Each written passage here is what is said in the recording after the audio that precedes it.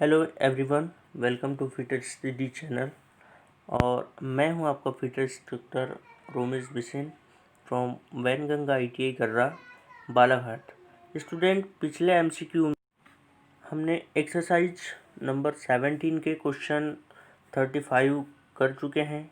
आज के इस वीडियो में हम क्वेश्चन नंबर 36 से वीडियो स्टार्ट करते हैं, जो कि पूछा जा रहा है कि ड्रिल चक का प्रयोग को पकड़ने के लिए करते हैं। यहाँ को पकड़ने के लिए दिया हुआ है, तो किसे पकड़ने के लिए करते हैं? जर्नो टेपर ड्रिल को, टेपर शैंक ड्रिल को, पैरेलल शैंक ड्रिल को, 32 mm से बड़े ड्रिल को। तो क्वेश्चन में यहाँ ड्रिल चक पूछा जा रहा है, तो ड्रिल चक का इस्तेमाल किया जाता है पैरेलल शैंक ड्रिल को पकड़ने के लिए, जिसे हम स्ट्रेट शैंक ड्रिल के नाम से भी जानते हैं। क्वेश्चन नंबर 37, घूमते समय टेपर शैंक डगमगा रहा है, इसके लिए इनमें से कौन सा एक कारण नहीं है? तो इसे आपको ध्यान में रखना है। तो कौन सा कारण नहीं होगा? यह होगा कम गति पर घूमना। कम गति पर घूमने से क्या होता है कि टेपर शैंक जो होता है यह डगमगाता बिल्कुल भी नहीं है, इसके लिए ये वाला कारण बिल्कुल भी नहीं होगा। क्वेश्चन नंबर 38 पूछा जा रहा है, जो कि दिया हुआ है कि एक हाई स्पीड स्टील जिसको बार बार ग्राइंड करके नर्म लोहे पर सुराख के लिए प्रयोग किया जा रहा है और अधिक बल लगाना पड़ रहा है, जिसकी वजह से ड्रिल टूट रहा है। इस दोष को कैसे सुधारा जा सकता है? तो इस दोष को सुधारने के लिए स्टूडेंट, जो ड्रिल का जो बीच वाला जो भाग होता है, जिसे हम वेब कहते हैं, तो वेब को क्या कर देना चाहिए? पतला कर देना चाहिए, जिससे कि इस दोष से आपको छुटकारा मिल सकता है।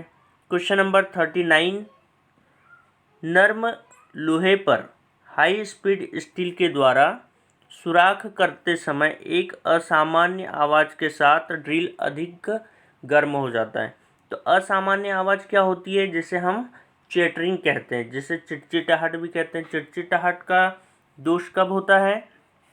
जब क्लियरेंस एंगल, जो निकासी कोण होता है, वह जब अधिक रखा जाएगा तो इस प्रकार से आवाज़ भी आएगी और जो ड्रिल होता है वह अधिक गर्म होना शुरू हो जाता है। क्वेश्चन नंबर 14 पूछा जा रहा है कि ड्रिलिंग ऑपरेशन के दौरान ड्रिलिंग चिप्स केवल एक फ्लूट से निकलते हैं। सिर्फ यहाँ पर दिया है केवल एक फ्लूट से निकल रहे हैं, जिससे होल के डायमीटर में वृद्धि होती है। दोष को सुधारने के लिए क्या किया जाएगा? तो क्वेश्चन नंबर 14 के ऑप्शन दिया हुआ है, ड्रिल को दोबारा ढंग से ग्राइंड करना, क्लियरेंस एंगल को कम करना, क्लियरेंस एंगल को बढ़ाना, या बड़ा ड्रिल करने से पहले पायलट ड्रिल करके। तो यहाँ पर देखते हैं, ड्रिल को हम दोबारा ढंग से ग्राइंड करके इस दोष को सुधारा जा सकता है। क्वेश्चन नंबर 14 पूछा जा रहा है कि कार्य को शुद्धतापूर्वक स्थापित करने के बावजूद भी ड्रिलिंग शुरू करते ही वह केंद्र से अपनी जगह छोड़ देता है। यहाँ पर देखते हैं हम, किसी जॉब को हमने क्या किया है? होल्ड किया है, फिर भी वह सेंटर से अपनी जगह छोड़ रहा है। क्या कारण हो सकता है? इसका कारण देखते हैं हम, दोबारा धार किया हुआ, धातु पर उठाव के निशान, कटिंग एज का अधिक धारदार होना, या लीप कोण का आवश्यकता से अधिक होना। तो स्टूडेंट, जब सेंटर से ड्रिल अपनी जगह छोड़ता है तो उसका कारण होता है कि धातु पर जो उठाव के जो निशान होते हैं, ऊंची नीची जो जगह होती है, उसके कारण वह अपनी जगह छोड़ देता है। क्वेश्चन नंबर 42 पूछा जा रहा है कि टेप ड्रिल के लिए कौन सा फार्मूला 100% थ्रेड बनाने के लिए उपयुक्त है? क्वेश्चन नंबर 42 का ऑप्शन दिया है मेजर डाया, टीपीआई का मीनिंग होता है थ्रेड पर इंच, फिर से यहाँ टीपीआई दिया हुआ है, और यहाँ पर major dia 1.5 into pitch, D option दिया है major dia 2 into depth of thread. तो इसके लिए हम ये जो ऑप्शन डी में दिया हुआ है, यही हमारा करेक्ट आंसर होगा, जो कि 100% थ्रेड बनाने के लिए उपयुक्त होगा। क्वेश्चन नंबर 43 कि निम्न में से कौन सा कथन टूल के जीवन को उल्लेख करता है। यहाँ पर टूल के लाइफ टाइम चलने से दिया गया है। तो एक टूल के द्वारा उत्पादित टुकड़ों की संख्या, कई बार ग्राइंड करने के बाद एक कटिंग टूल को कितने समय तक प्रयोग किया जाना चाहिए, या 2 बार ग्राइंड करने के कर्तन टूल कटिंग टूल मशीनिंग समय का सामना कर सके। तो यहाँ पर जो सी ऑप्शन जो दिखाई दे रहा है वह हमारा क्या होगा, राइट आंसर हो जाएगा। क्वेश्चन नंबर 44 कि निम्न में लिखित में से कौन से शीतलक का प्रयोग ढलवा लोहा पर ड्रिलिंग करते समय किया जाता है। तो यहाँ पर मिट्टी का तेल दिया है जिसका प्रयोग हम एल्यूमिनियम के लिए करते हैं।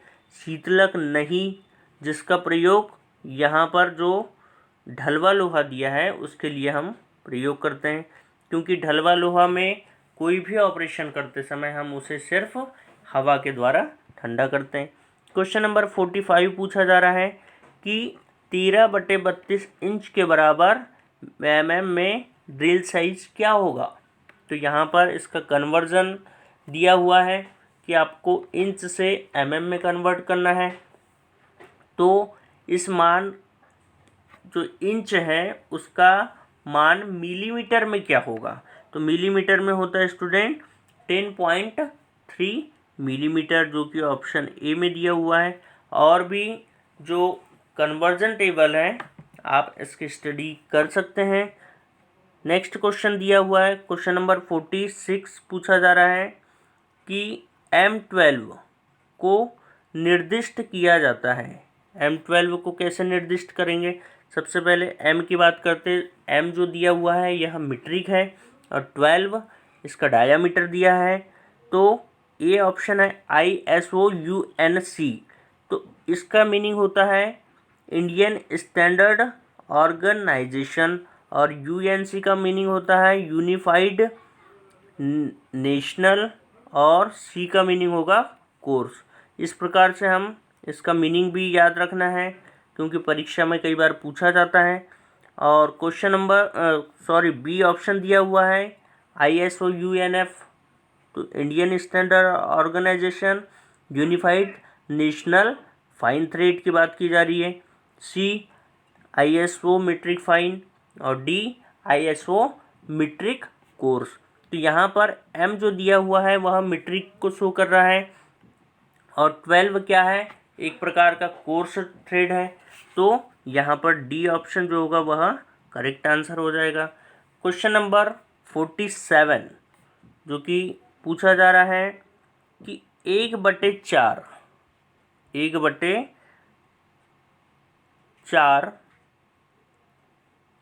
28 UNF ISO चूड़ी में 28 से क्या अभिप्राय है।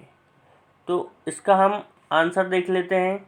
इसका आंसर क्या दिया हुआ है कि 28 TPI थ्रेड पर इंच, जिसे हम थ्रेड पर इंच के नाम से जानते हैं। 28 TPM मतलब थ्रेड पर मीटर, 28 थ्रेड पर सेंटीमीटर, 28 थ्रेड पर मिलीमीटर। तो यहाँ पर 1/4 को बताना है, तो यहाँ 28 से क्या अभिप्राय है। तो 28 का जो अभिप्राय है वह है हमारा ऑप्शन ए 28 थ्रेड पर इंच। क्वेश्चन नंबर 48 दिया गया है कि हैंड टेप सेट में बॉटम टेप को कहते हैं। हैंड टेप में कितनी टेप होती है, 3 टेप होती है, जिसमें बॉटम टेप को क्या कहा जाएगा। फर्स्ट टेप जो होती है उसे हम टेपर टेप के नाम से जानते हैं। प्लग टेप जो होती है इसे ही हम क्या कहते हैं, बॉटम टेप, जो कि सबसे लास्ट में इस्तेमाल की जाती है। और टेपर टेप जो होती है फर्स्ट टेप को ही कहा जाता है। इंटरमीडिएट टेप जो बीच वाली जो टेप होती है उसे कहा जाता है। तो यहाँ पर हमारा राइट आंसर हो जाएगा ऑप्शन बी दिया हुआ है। क्वेश्चन नंबर 49 जो कि पूछा जा रहा है, सैद्धांतिक टेप ड्रिल माप की गणना कीजिए अगर टेप M10 × 1.5 जो पिच दिया हुआ है 1.5 दिया है, और चूड़ी की गहराई कितनी, डेप्थ ऑफ थ्रेड दिया है 0.92 मिलीमीटर है। तो आप इस क्वेश्चन को सॉल्व करके देखिए। और इसका जो आंसर होगा वह होगा 8.2 मिलीमीटर। तो स्टूडेंट, इस प्रकार से हमने ड्रिल से रिलेटेड 49 क्वेश्चन कंप्लीट कर लिए। अब नेक्स्ट एक्सरसाइज की ओर चलते हैं, एक्सरसाइज नंबर 18, जिसमें कि मेजरिंग इंस्ट्रूमेंट के बारे में पूछा जा रहा है। और प्रिसीजन मेजरिंग इंस्ट्रूमेंट में सबसे मेन जो दिया हुआ है वह है वर्नियर कैलिपर। तो आइए इस वीडियो के माध्यम से हम वर्नियर कैलिपर की बात करते हैं। यहाँ पर फिगर में दिया हुआ है वर्नियर कैलिपर और उसके एक्स भाग का नाम पूछा जा रहा है। तो यहाँ पर सबसे पहले बाकी सारे पार्ट्स के बारे में हम जान लेते हैं। ये वाला जो भाग कहलाता है, ये जो भाग होता है इसे हम कहते हैं फिक्स्ड जॉ, यानी कि स्थिर जबड़ा। दूसरा ये जो भाग होता है इसे हम कहेंगे मूवेबल जॉ, जो कि ये जो जॉ होते हैं यह किसी भी जॉ के आउटर डायमीटर को चेक करने का काम करते हैं। ये वाले जो जॉ कहलाते हैं इसे हम कहते हैं इनर जॉ, यानी कि जॉ के अंदरूनी स्लॉट को चेक करने के लिए हम इस्तेमाल करते हैं। उसके बाद यहाँ पर दिया हुआ है ये जो भाग होता है इसे वर्नियर स्केल कहा जाता है, इसे वर्नियर स्केल कहेंगे। यह जो होता है मेन स्केल, जिस पर 0 से लेकर के 17 तक ग्रेजुएशंस बनी हुई है, यह मेन स्केल कहलाता है। और यहाँ पर दो स्क्रू होते हैं स्टूडेंट, इस प्रकार से 2 स्क्रू लगे होते हैं जिसे लॉकिंग स्क्रू कहा जाता है। और एक्स भाग से जो कि प्रश्न में दिया हुआ है इसका नाम बताना है, तो इसे हम कहते हैं डेप्थ बार। इसका क्या इस्तेमाल होता है? किसी भी जॉब के स्लॉट की गहराई या गहराई को मापना। ठीक है, तो यहाँ पर जो ऑप्शन ए में जो दिया हुआ है वह राइट आंसर होगा, जो कि डेप्थ बार दिया हुआ है। क्वेश्चन नंबर इसका सेकंड दिया हुआ है कि चित्र में दिखाया माप क्या है। अब यहाँ पर हम देख लेते हैं कि इसमें माप दी हुई है, ग्रेजुएशन से बनी हुई है। तो सबसे पहले मेन स्केल की हम बात करते हैं। तो मेन स्केल क्या होता है, यहाँ पर 6 तक मेन स्केल दिया हुआ है और नीचे वाला जो है ये वर्नियर स्केल है। तो इसका जो लिस्ट काउंट होता है, यानी कि अल्पतमांक क्या होता है, 0.02 मिलीमीटर। वर्नियर कैलिपर का लिस्ट काउंट होगा 0.02 मिलीमीटर। तो यहाँ पर इसकी माप को कैसे पढ़ा जाता है, यहाँ पर हम देखते हैं स्टूडेंट, यह कितना दिया हुआ है, यह 2 मीन्स 20 हो जाएगा। तो 20 के बाद यहाँ पर पहले जो दिया हुआ है यह 5 होगा, यानी कि 15। ठीक है, और ये जो वर्नियर स्केल का जो 0 है ये बिल्कुल मैच कर रहा है, सीधे में मैच कर रहा है, यहाँ पर देख सकते हैं आप। तो इसकी जो रीडिंग आएगी वह कितनी होगी, 15 मिलीमीटर। मिलीमीटर में हम लिखेंगे तो यह होगा 15 मिलीमीटर, जो कि राइट आंसर हो जाएगा यहाँ पर option A. Question number third पूछा जा रहा है कि चित्र में दिखाई गई माप क्या है। यहाँ पर फिर से रीडिंग को आपको बताना है कि यहाँ जो दिया हुआ है, तो यहाँ देखिए आप, ये वर्नियर स्केल का 0 इससे बिल्कुल भी मैच नहीं कर रहा है, यहाँ पर मैच नहीं कर रहा है ये वाला भाग में। तो इसकी जो रीडिंग होती है इस वाले भाग में हम यहाँ पर देखेंगे कि कौन सी लाइन से मैच की जा रही है। तो यहाँ पर आप देखिए ये 2 एरो के माध्यम से दिखाया जा रहा है 20। तो जैसा कि हम जानते हैं कि इसका जो लिस्ट काउंट होता है 0.02 मिलीमीटर होता है, उससे हम क्या कर देते हैं, मल्टीप्लाई कर देंगे। तो यहाँ पर हमारा आ जाएगा 35.40 मिलीमीटर, जो कि राइट आंसर होगा। इस प्रकार से स्टूडेंट आप रीडिंग को ज्ञात कर सकते हैं। क्वेश्चन नंबर 4 जो दिया हुआ है, यहाँ पर एक रीडिंग दी हुई है और रीडिंग में यहाँ पर 16 की बात की जा रही है। यहाँ पर देखिए 1 के पहले 9 होगा, ठीक है, तो 9 जो होगा उसे हम 9 तो लिख ही लेंगे, ये इस प्रकार से 9.00 लिख लेंगे। उसके बाद में यहाँ पर 15 के बाद में देखिए ये 16 वाली लाइन जो हो रही है मैच हो रही है। तो कितना होता है, 16 में मल्टीप्लाई कर दीजिए आप किसका, उसके लिस्ट काउंट का, जो कि 0.02 मिलीमीटर होता है। तो इस प्रकार से 16 × 2 इक्वल कितना होगा, 32।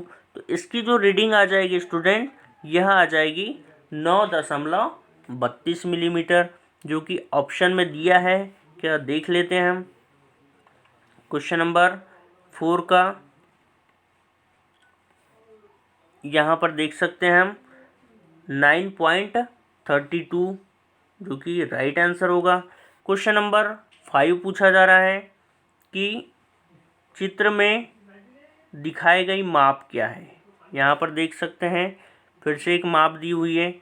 तो यहाँ पर क्या माप दी जा रही है, ये 7 जो मेन स्केल का 7 है, उससे पहले यहाँ पर 0 मैच कर रहा है। तो यहाँ पर क्या होगा, 7 की जो बात की जा रही है, इसका मतलब 7 मीन्स 70 हो जाएगा। तो 70 के पहले जो माप दिख रही है तो वह कितनी है, यहाँ 66 है। ओके स्टूडेंट, 65 और 66 के बीच की ये लाइन को टच कर रहा है। तो सबसे पहले तो हम इसका 66 लिख देंगे, 66। उसके बाद में यहाँ पर 14 को टच कर रहा है, ये वाली जो लाइन है इसे आप देख सकते हैं 14। तो 14 में जैसे कि मैंने अभी पिछले उसमें बताया क्वेश्चन में, तो वहाँ पर आपको क्या करना है, 14 में मल्टीप्लाई कर देना है 2 का। तो कितना हो जाएगा, 0.80। तो इस प्रकार से इसका जो राइट आंसर होगा वह होगा 66.80। तो आपको वर्नियर स्केल को मैच करके देखना है और मेन स्केल के जो ग्रेजुएशन है उसे ध्यान से देखना है। नेक्स्ट क्वेश्चन है क्वेश्चन नंबर 6 कि वर्नियर कैलिपर के अल्पतमांक की गणना कीजिए। यहाँ पर कैलकुलेट करना है कि एक मुख्य स्केल डिवीज़न बराबर 1 mm।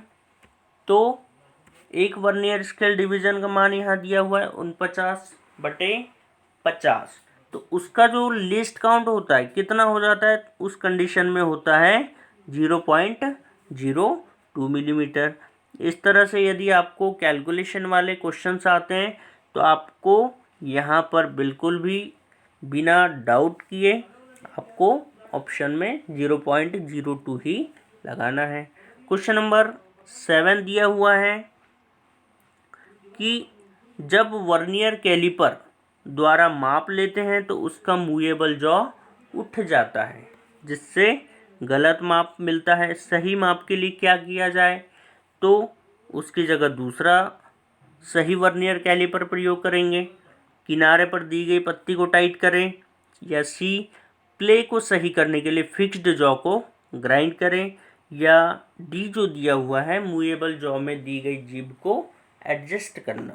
तो यहाँ पर जो डी ऑप्शन है वह करेक्ट आंसर हो जाएगा स्टूडेंट, कि मूवेबल जॉ में दी गई एक पतली सी जो स्प्रिंग की पतली पट्टी होती है उसे क्या करना चाहिए, एडजस्ट कर लेना चाहिए। क्वेश्चन नंबर 8 पूछा जा रहा है कि अल्पतमांक की गणना कीजिए। यहाँ पर फिर से क्वेश्चन दिया हुआ है और यहाँ पर क्या दिया है, 9/10 दिया है। तो इस 9/10 का मान कितना हो जाएगा, यदि इस प्रकार से है, 9 भाग जो है वर्नियर कैलिपर में मेन स्केल के हैं और 10 भाग जो है वर्नियर स्केल के हैं। तो उस कंडीशन में इसका जो मान आता है वह आता है 0.10 मिलीमीटर। आप इस क्वेश्चन को भी नोट कर लीजिए।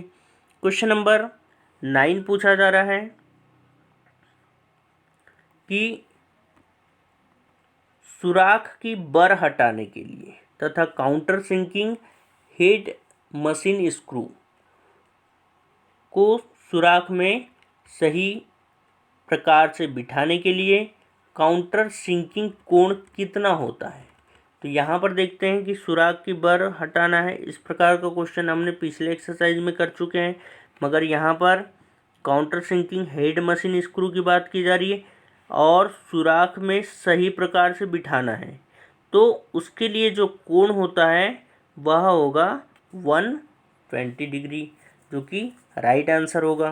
क्वेश्चन नंबर 3 की बात करते हैं। सतह पर खांचे का प्रावधान क्यों किया जाता है?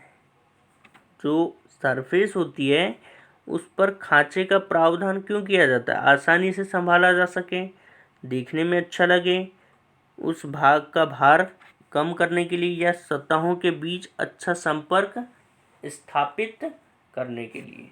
तो स्टूडेंट, सतह पर यदि खांचे नहीं बने होंगे तो जो दो मैचिंग पार्ट्स होते हैं वह क्या होंगे? आपस में कनेक्ट नहीं हो पाएंगे। इसीलिए यहाँ पर जो आपको डी ऑप्शन दिखाई दे रहा है वह क्या होगा? राइट आंसर होगा। तो इस प्रकार से स्टूडेंट एक्सरसाइज नंबर 18 हमने आज कंप्लीट कर लिया। अब एक्सरसाइज नंबर 19 की बात करते हैं हम, जो कि यहाँ पर कॉम्बिनेशन सेट जो दिया हुआ है उसके बारे में पूछा जा रहा है। तो सबसे पहले हम कॉम्बिनेशन, ये होता है स्टूडेंट कॉम्बिनेशन सेट, जिसे मिला जुला रूप होता है कई भागों का। तो सबसे पहले यहाँ पर देख लेते हैं हम बारी बारी से एक एक पार्ट का ना। ये जो भाग होता है इसे हम कहते हैं स्क्वायर हेड। क्या कहेंगे?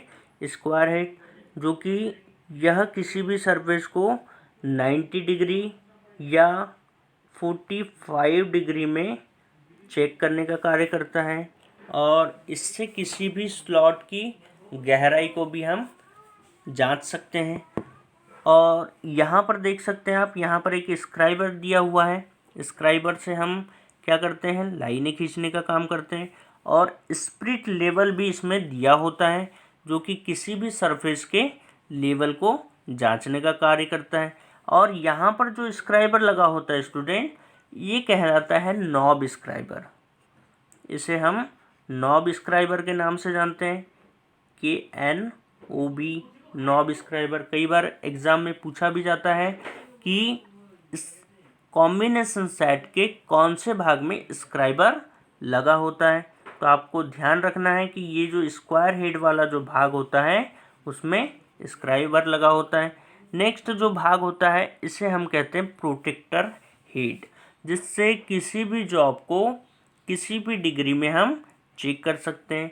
वह चाहे 0 से लेकर के 180 तक के कोण में, यदि आप कोई सा भी कोण जांचना चाहें तो आप इससे जांच सकते हैं। और इसकी शुद्धता होती है 1 डिग्री, 1 डिग्री की होती है। और ये जो होता है इसे हम कहते हैं सेंटर हेड। सेंटर हेड से क्या कार्य किया जाता है कि किसी भी गोल जॉब का सेंटर ज्ञात करना है या सेंटर निकालना है। तो इस प्रकार से स्टूडेंट आप कॉम्बिनेशन सेट के सारे भागों को पहचान रहे हैं। और ये जो होता है ये कहलाता है इसका मेन स्केल। अब इसका कई बार पूछा जाता है कि कॉम्बिनेशन सेट का साइज कैसे लिया जाता है। तो इसका जो साइज लेते हैं हम, इसकी स्केल जो होती है, ये वाली जो स्केल है, इसकी जितनी लंबाई होती है नॉर्मली यह 300 मिलीमीटर तक की लंबाई में पाए जाते हैं। तो इस प्रकार से स्टूडेंट आपको यह ध्यान रखना है। नेक्स्ट हम इसमें जो क्वेश्चंस दिया हुआ है उसके बारे में हम बात करेंगे।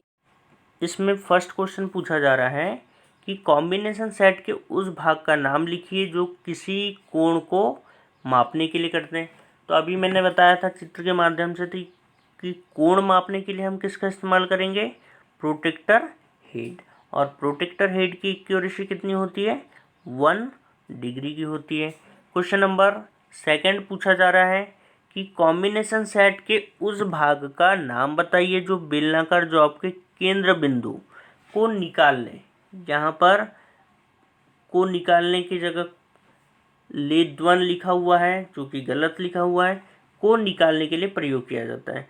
तो गोल जॉब या बेलनाकार जॉब का आपको सेंटर ज्ञात करना है, तो उसके लिए हम किसका इस्तेमाल करते हैं? सेंटर हेड का इस्तेमाल करते हैं। क्वेश्चन नंबर 3 पूछा जा रहा है कि उपकरण का नाम बताइए जिसका प्रयोग सरफेस प्लेट के साथ किया जाता है। ऐसा कौन सा उपकरण होता है जिसका प्रयोग सरफेस प्लेट के साथ करेंगे? रूल यानी कि scale, vernier caliper, combination set और वर्नियर हाइट गेज। तो यहाँ पर ये जो तीनों ऑप्शन जो दिया हुआ है इसका प्रयोग हम सरफेस प्लेट के साथ में नहीं करते हैं। विदाउट सरफेस प्लेट के साथ में हम इसका इस्तेमाल करते हैं, और सरफेस प्लेट के साथ जिनका इस्तेमाल किया जाता है वह होता है vernier height gauge. Vernier height gauge के अभी आने वाले एक्सरसाइज में हम क्वेश्चंस करेंगे स्टूडेंट। और यहाँ पर क्वेश्चन नंबर 4 फिर से पूछा जा रहा है कि वर्नियर हाइट गेज पर रेक एवं पिनियन का प्रावधान किस भाग के लिए संचालन होता है, या किस भाग के संचालन के लिए होता है। तो वर्नियर हाइट गेज में जो रेक और पिनियन है, एक्चुअल इसमें रेक और पिनियन नहीं होता है, इसमें मेन स्केल और वर्नियर स्केल होता है। तो यहाँ पर हम देखते हैं कि यह क्या करने का काम करता है, स्लाइड करने का। स्लाइड हम तभी कर सकते हैं जब रेक और पिनियन आपस में चले एक साथ। तो इस प्रकार से स्टूडेंट आज हमने एक्सरसाइज नंबर 19 कंप्लीट कर लिया है। नेक्स्ट वीडियो में एक्सरसाइज नंबर 20 से हम वीडियो स्टार्ट करेंगे। और ये वीडियो आपको कैसे लगी प्लीज़ कमेंट बॉक्स में जा कर के कमेंट करें। All the best.